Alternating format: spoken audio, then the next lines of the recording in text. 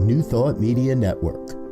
We are a global broadcast network of positive music, media, and entertainment, inspiring humanity's evolution along the journey of enlightenment and creating a world of love, peace, empowerment, and prosperity for all. New Thought Media Network. Positively inspiring. We invite you to join our prayer broadcast every day at 8:15 a.m. and 8:15 p.m. Mountain Time.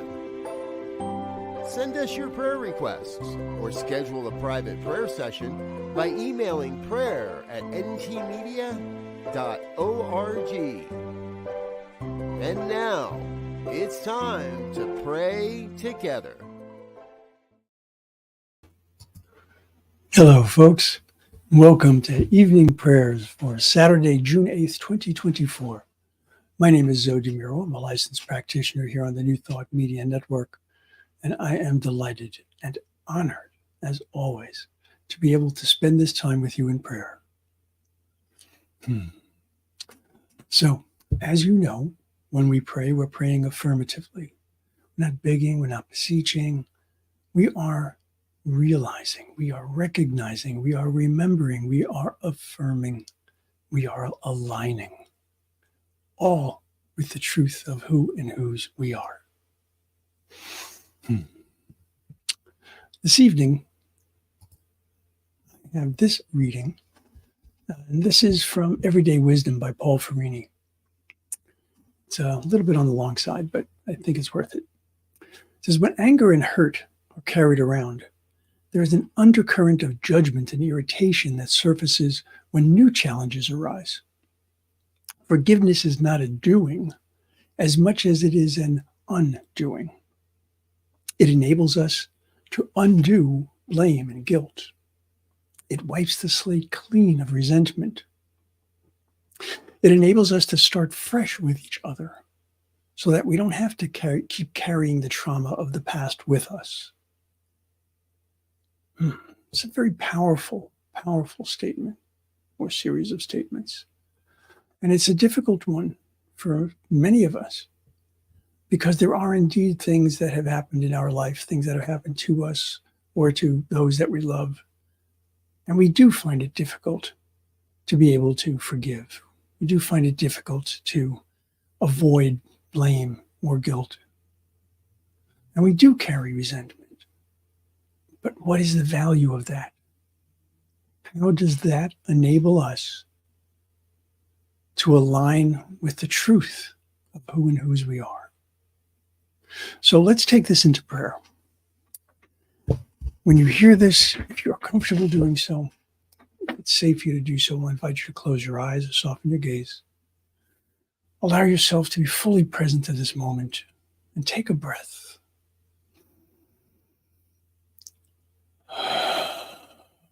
A nice cleansing breath. One more. And allow that breath not only to remind you of life itself, but to allow that breath to bring a sense of ease, a grounding, a centering, a way to be fully present to this moment. And so as I sit here, and I hold the idea in my heart and in my mind of forgiveness, I recognize that no matter what the circumstance, no matter what the condition, no matter what the state, each and every one of us is from the same source. Each and every one of us is divine.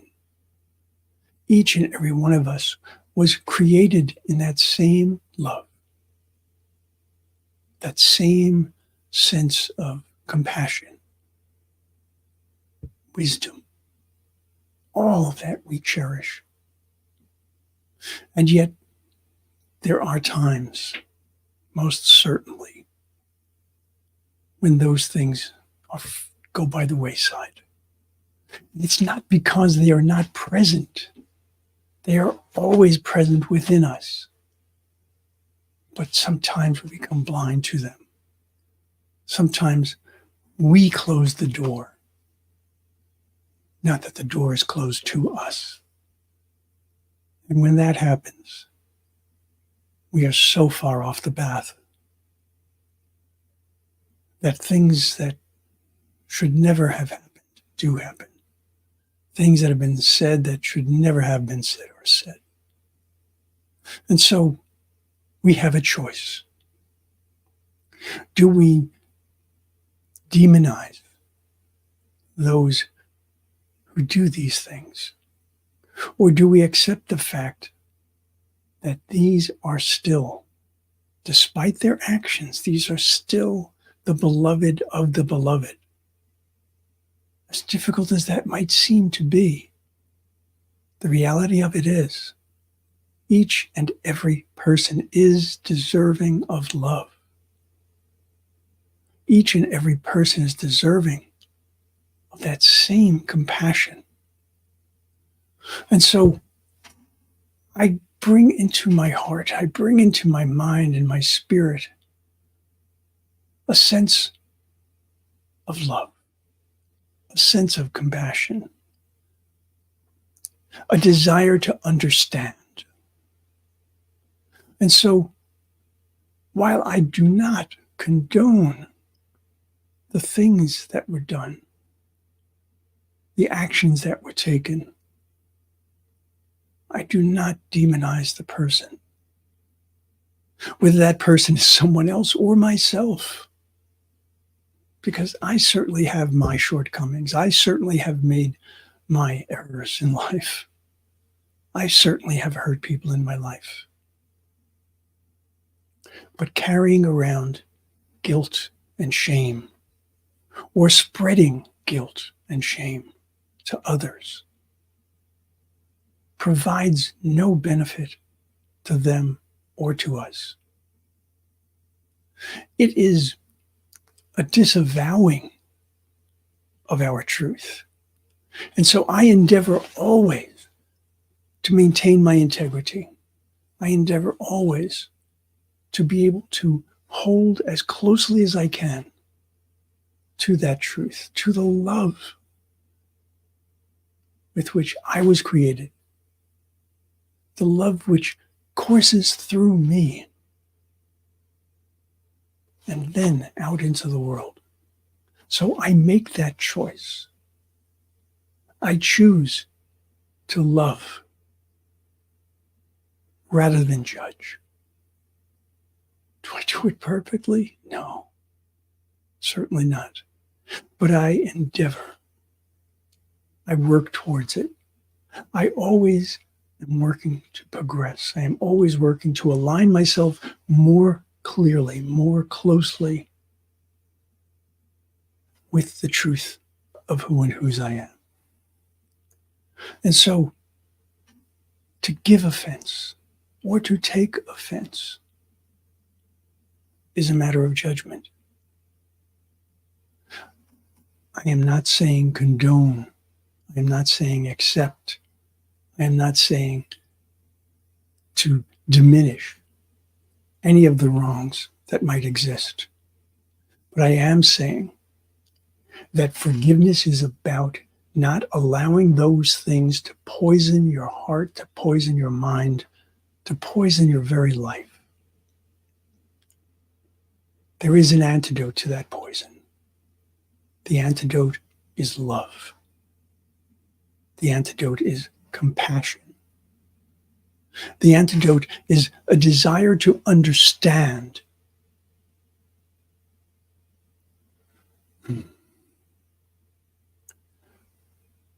I look within to find that love, to make sure that I can bring it forward. I allow myself to recognize that regardless of what has happened, each of us, each and every one of us is still nevertheless deserving of love, because each and every one of us, without fail, without doubt, without exception, is the creation of the same loving spirit. And so by putting love out into the world rather than hatred,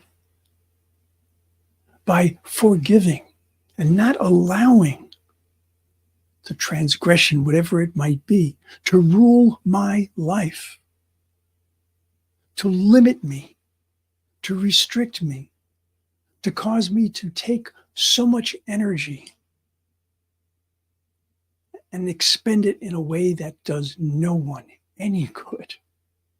Instead, I seek the power of love. I seek the light of grace. I seek the brilliance of the wisdom of the one, the compassion of the one. And I allow them to inform my thoughts, my actions, and my reactions, allowing me to be in alignment with my true self, allowing me to stand in integrity for what I believe, what I know, that deep sense of knowing that is within me, not simply in my mind, but within my spirit, knowing that only love is the answer. And so, in that confidence and in that certainty, with love, with gratitude, with compassion, and with thanksgiving, I release my word. I release my word to the law which takes the impress of my word and says, yes, yes. And so I let God, I let go, and so it is.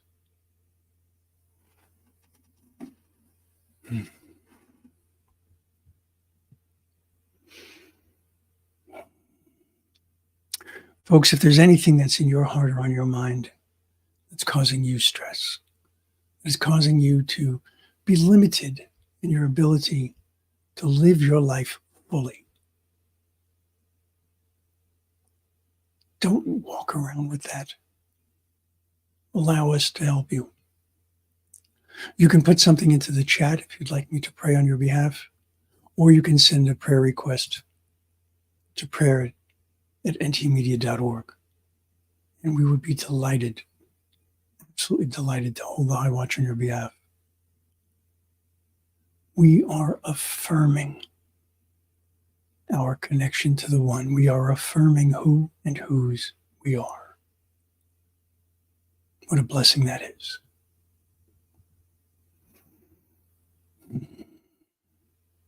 It enables us to start fresh with each other so that we don't have to keep carrying the trauma of the past with us. Indeed. All right, folks. It is Saturday here in the States. Tomorrow, Sunday, here on the New Thought Media Network, we actually show 8 different services. So if there is a message that you're looking for, a new idea, a new perspective, come check us out. And know 2 things, folks. Know that you are loved, and know that you are loved. I'll see you tomorrow morning for morning prayer. Good night, good evening, good afternoon, good morning, whenever and wherever you might be. Namaste. On behalf of everyone at New Thought Media Network, thank you for being a member of our... On behalf of everyone at New Thought Media Network, thank you for being a member of our virtual family. Your financial contributions help share the New Thought message with people from around the world. Please visit and contribute at www.ntmedia.org/ donate. New Thought Media Network. Come be you. And please like, share, and subscribe.